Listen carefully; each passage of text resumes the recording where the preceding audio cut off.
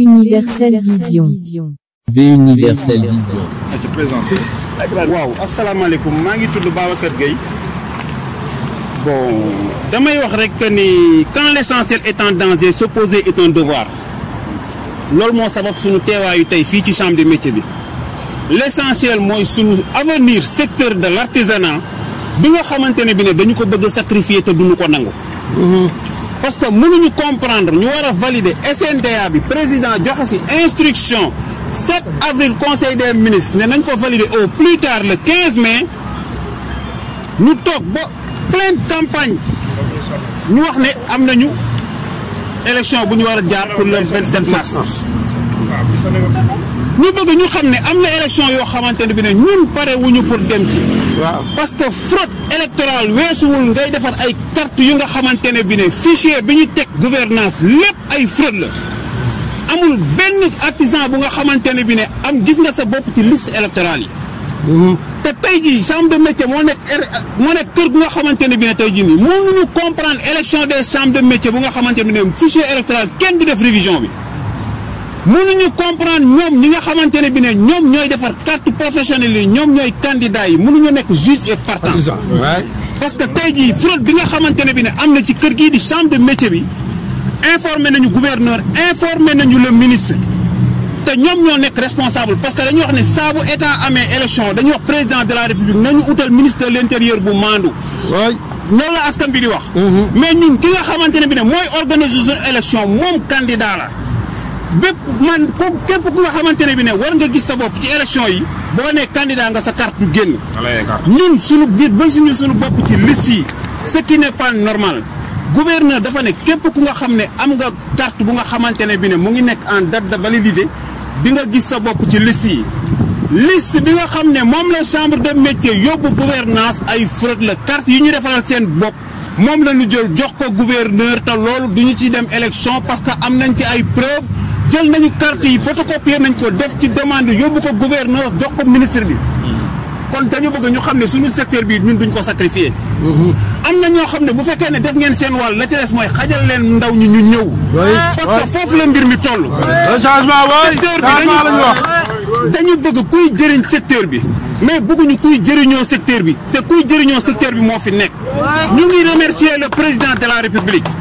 def na ay milliards ci secteur artisanal mënta feeñ lan moo tax dañu ne kilifa gu ne war ngaa jombale sa bopp. sa njaboot bu ñu amee soxla seen xel jégl la amul kenn ci artisan wu Ndakaaru Njaay kuy am soxla di xalaat chambre de métier kon njëriñu chambre de métier lan mooy taxawaayam ci secteur bi ñeent a fi nekk jaay visa jaay carte chambre de métier lekk location mënuñu ko comprendre boo demee xool chambre de commerce sa yaram dafay daw. kër gi mooy kërub artisan yi lii nii mu mel kan la mën a jëriñ ku am soxla doo fi jaar kon président de la république dañ koy ñaan encore une fois élection yi nga xam ne ñu ngi ci jëm. jarul moom muy profité parce que ñii gagné nañ élection yi ci carte yi ñuy defaral seen bopp ba pare parce que képp ku nga xamante ne bi ne candidat nga écarté nañu la kon pare wuñu pour dem ci élection yi te bi ci des mooy ñu ngi remercier waa Thiès ñu def délégation bu am solo ñëw assister lii bu ñu paree ci lii dinañu def benn sit-in bu nga xamante ne bi bëgg nañ koo organiser le 9 mars président na acté secteur artisanal parce que li mu def ci secteur artisanal bari na mais mënta feeñ dafa wax consommer local dañu wax ne produisons ce que nous consommons consommons ce que nous produisons et que émergence n'est rien d'autre que consommer local kon encore une fois président de la République ñu ngi lay ñaan suñu élection yi ñu bëgg a saaxe ñun duñu ko nangu puusal ñu élection yi réviser ñu fichier yi ba mbir mi leer ba pare nag carte professionnelle yi nga xamante ne bi ne région yëpp ñu ngi ko jaayee à 5000 francs Dakar di ko jaayee à 10 000 francs mënuñu ko comprendre bëgg nañ ñu wax ñu loolu fan lañ ko teg SNDA bi nga xam ne neewoon nga nañ ko valider au plus tard le 15 mai 2021 jusqu'à présent SNDA boobu kenn mënu ko valider ñoom nee nañ dem leen ci élection yi su ngeen paree ñu valider ko te SNDA boobu njëriñu chambre de métier bi la parce que dañu ne kenn amul droit def lu ëpp ñaari mandat benn mandat de 5 ans kon tey jii bu ñu amee président chambre de métier boo xam ne def na 23 ans ci pouvoir bi kooku bu ñëwee yéen a ko wax wàññil naa ko ñett kooku su ñëwaatee bëgg a laajaat secteur bi damay jàpp ne amul yërmande ci askan bi kon encore une fois ñu ngi ñaan président de la république luy jot na nañu àtteeg chambre de métier bi te mu puusal ñu élection yi te carte yi ñuy defaree fii ci chambre de métier yi nañu utal service régional de l'artisanat mu mën a jublu ci carte professionnelle ndax bu boobaa maandute dana fa feeñ mais munoo nekk juge à partie. ñu ngi remercier monsieur le président de la république di ko xaar nag mu indil ñu ay instruction yu gaaw te mu dimbali suñu téere ci NSK tenue scolaire waaw asalaamaaleykum président Revab national soo leen gisee lii sax nga xam ne ñor nañu dépannage gratuite lañ jógee Magalu Touba ñu ñëw fii affaire bi lenn rek la président de la république balaa moo dem élection yi passé dañ koo pousse 2 ans ñu dem def dialogue national lañ fa tiré ñu dem élection ñun nag dañoo liggéey ci SNDA stratégie nationale pour le développement de l'artisanat SNDA bi si lañ tënk réforme yëpp ñu ne nañ leen na président appliqué SNDA bi pare ñu dem élection lii da mooy indi coow li ñu ne ñoom nañu dem élection ba pare doola valide SNDA bi loolu lañ nanguwul gis nga nii suñ ko bàyyee mu jàll président yi dañ fiy toogaat par 6 ans bu ñu demee appliqué SNDA bi ñaari mandat la ñuy am mais mënuñu d'accord ci réew mi ab président am 26 ans loolu kenn mënu ko d'accord lan moo ko may mooy façon doxalin bi ak façon loolu ñun li ñu bëgg vraiment ñu ngi koy wax président de la république li mu def alal ci réew mi bëri na ci secteur artisanal mais ñun gisuñu ci dara li tax gisuñu ci dara nag ñi ko war a communiquer wuñu ko ñi ko war a wax waxuñu ko adduna nag dafa laaj changement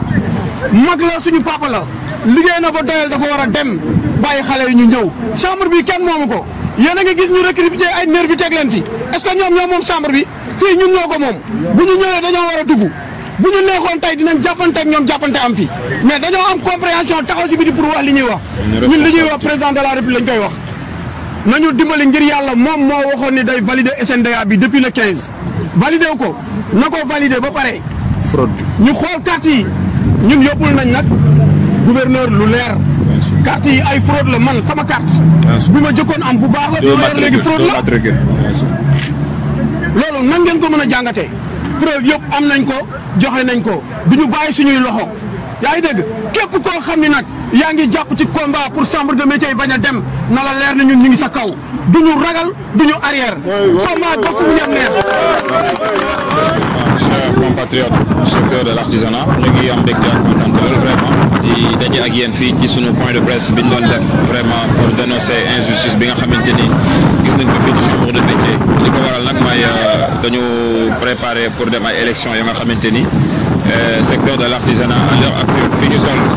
dañ ci d'accordul pour ay raisons yu bari bi ci njëkk mooy dañu bëggoon président de la république mu valider SNDA bi beneen bi ci des mooy dañu gis processus électoral bi rawatina liste électorale bi nga xamante ni moom la ñu bëgg a demee ci actuelle action yi bari yuñ ci def yoo nga xamante ni ensemble du secteur de l'artisanat je peux même dire que la quasi-totalité de certaines chefs d'entreprise gisuñu leen ci fiche bi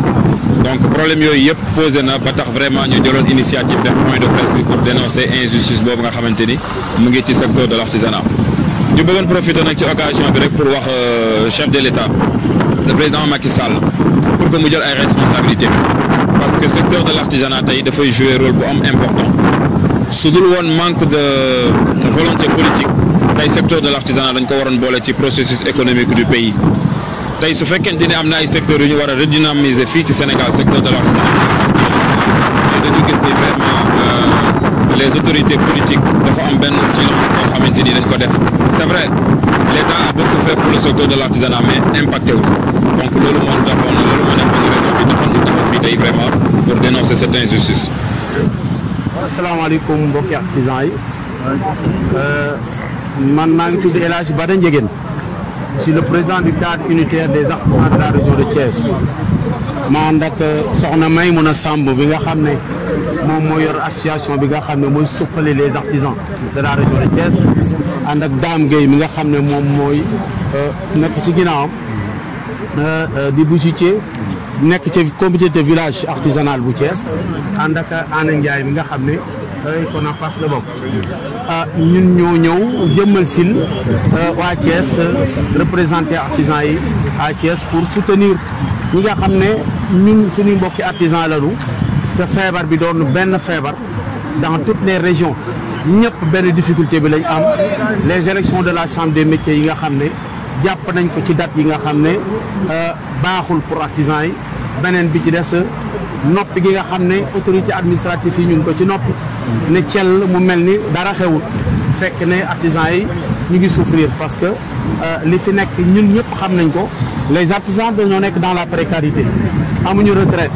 caisse sécurité sociale xamuleen bu ñu feebaree seen atelier yi feebar suñu màggetee mu màgget waaye ñoom li nga xam ne moom la système bi di rejeté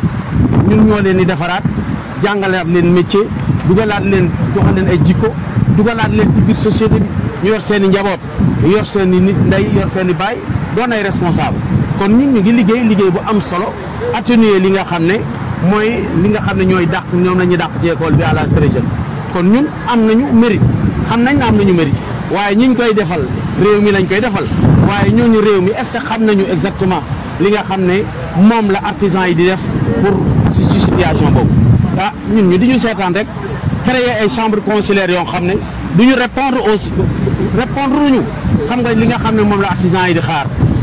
chambre consulaire boo nga xam ne c'est pour encadrer c'est pour orienter c'est pour informer loolu mooy rôle chambre des métiers mais li ñu gis chambre des métiers ils se sont transformés des chambres pratiquement transformé ko ay entreprises familiales loolu gis dans tous les chambres des métiers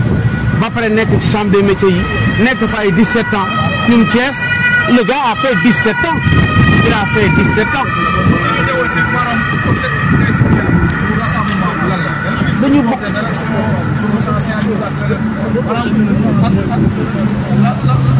fraude bi am ci fichier. xam nga fichier électoral bi la ñuy wax ne nañ ko délocaliser des présidents des chambres des métiers ñu wax ñu ne ñu def nañ ay réformes yi nga xam ne moom lañ defoon ci chambre yi pour réduire pratiquement la durée xam nga des mandats ba pare ku am ñaari mandat mënatoo am beneen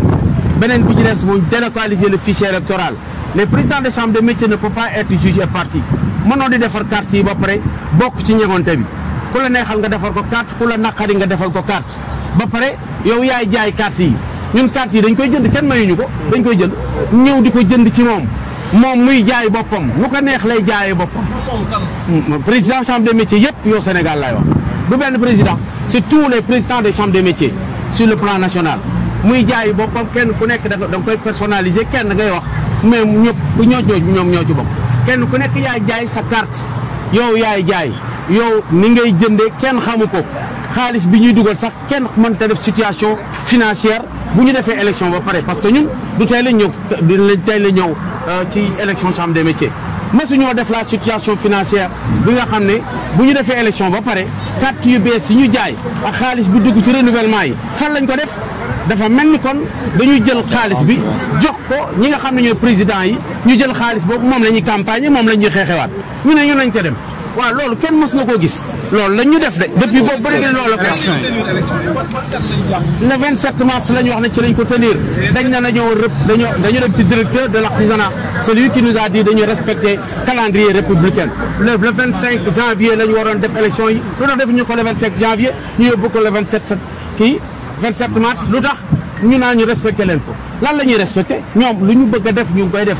dëkk bi lépp lu ñu bëgg a def mais constitution bi moo gën a metti ñu ngi koy laal saa yu ñu ko bëggee laal waaye texte yi nga xam ne moom moo régir chambre des métiers yi ñu ne kenn du ko laal kaw asamaan la jóge ay nit ñoo ko def dañ ko war a changer loolu la ñu wax parce que xar dafay weesu mbote.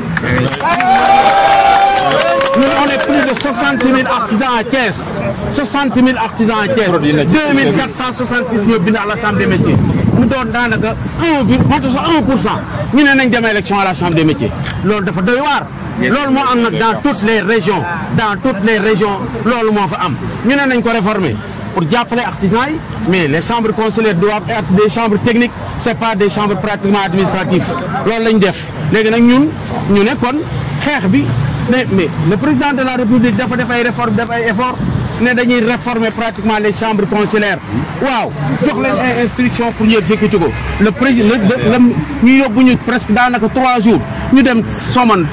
yàq xaalis bu dul jeex ñu nekk fa wax ba pare ñu rëdd kayit yëpp ñu jël ko def ko ci tiroir yi dañ ko exécuter lu tax fan lañ ko teg ñun ay artisan la du ñun suñu métier dañu am mais métier bi dañ koo war a sàmm dañ koo war a defar ba mu normal ku nekk mën cee jariñ